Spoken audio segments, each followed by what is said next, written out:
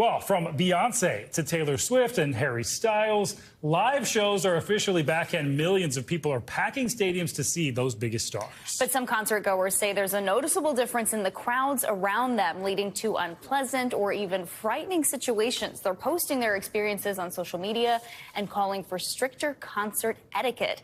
NBC News youth and internet culture reporter Kalhan Rosenblatt joins us now with more. Kalhan, good morning. So what are you hearing about how some people are behaving at these concerts, and any clues as to what's causing all of this? Good morning. Well, there's tiered behaviors, I would say, at these concerts.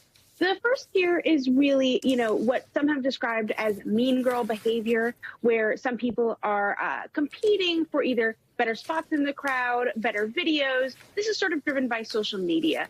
The next tier is stuff we're used to. It's singing, it's screaming, it's dancing, it's holding signs. And there's a lot of debate whether that's okay, and a lot of those criticisms tend to come from people who are going to concerts for the first time and aren't really used to the etiquette that's typical at concerts.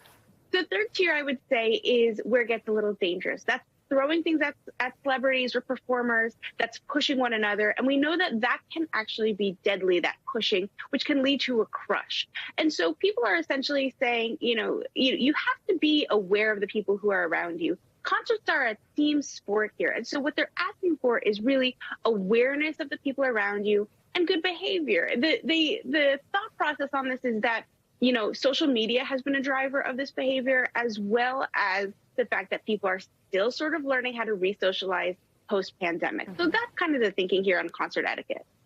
Yeah, that's true. It's a long road to relearning how to act in those situations. And that last tier you mentioned, Kalhan, it's actually had a big fallout. We've known several artists, including Taylor Swift, have had to stop their shows to sort of rein people in. Is that something that the artists themselves should get involved with?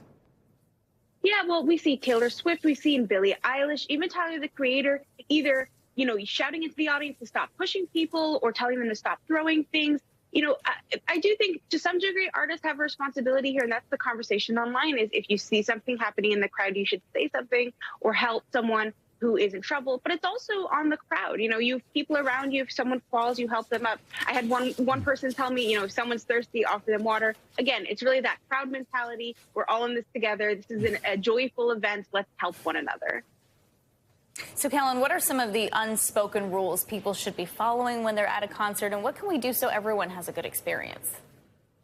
Yeah, well, it all goes back to that team sport mentality, right? Like, these are your teammates when you're at a concert. You should be enjoying yourself and singing, but, what I generally hear is try not to scream so that someone can't hear the artist that they paid a lot of money for. Respect the space around you. Don't film people without their consent. I had one person tell me that they filmed a young person who was sitting, and they don't know if that person has, a disability or a reason why they're sitting. Be respectful of the people around you, and please don't throw things at the artist because it can be dangerous.